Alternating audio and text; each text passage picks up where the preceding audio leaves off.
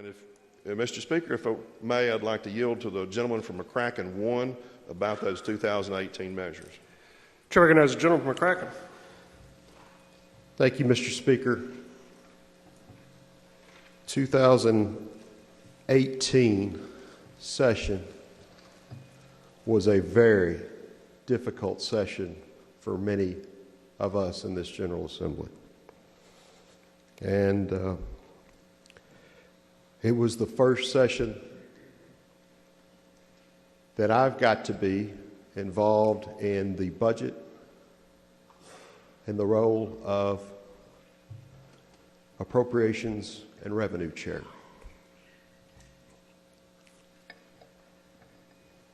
I was named that in 2017 and thought I was ready and wanted the job because that was one of the most coveted jobs in Frankfort, to get to balance the state's checkbook.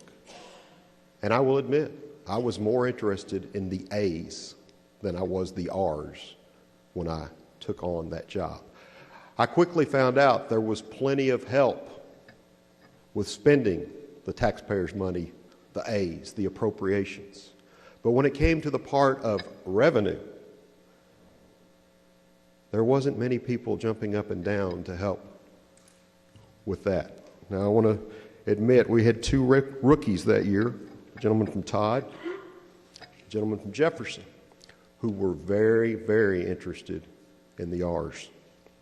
And they worked tirelessly with me and then Leader Shell to try and craft a good tax policy that would move Kentucky in the right direction,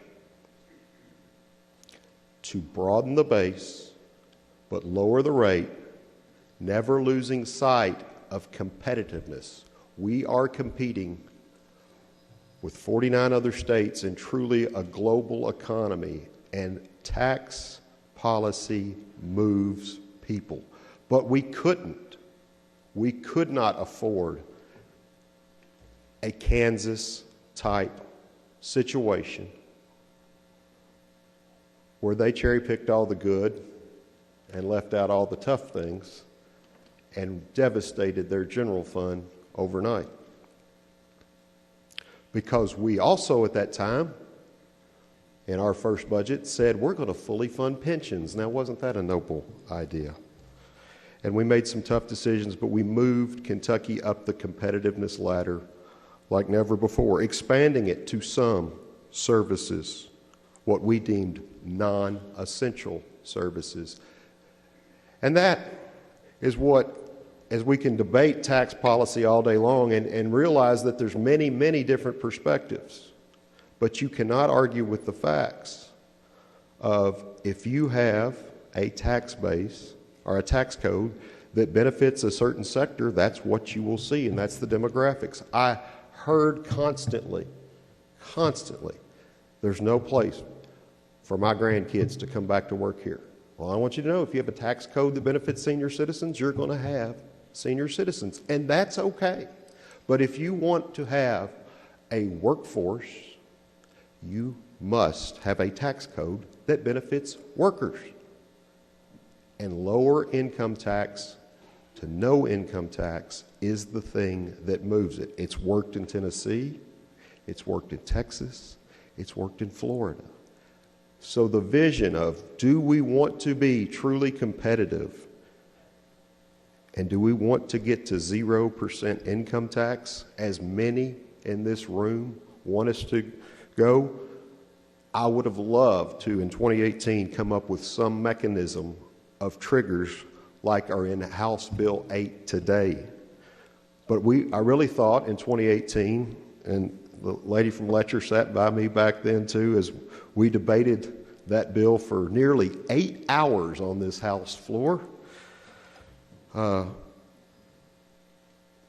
wanted to continue the conversation in 2020 and had hoped to do so. But we all remember what happened in 2020.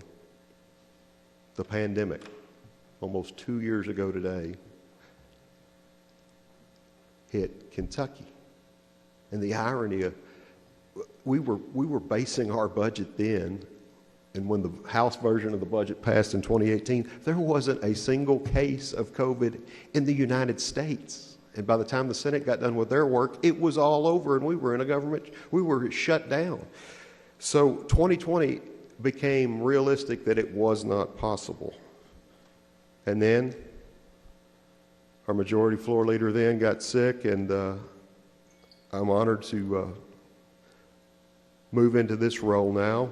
And I want to say that the gentleman from Todd has took the torch of tax reform and really, truly moved this thing so far down the path, it is not even quite imaginable. I never dreamed that we could have a vision to get us to 0% income tax in the next decade.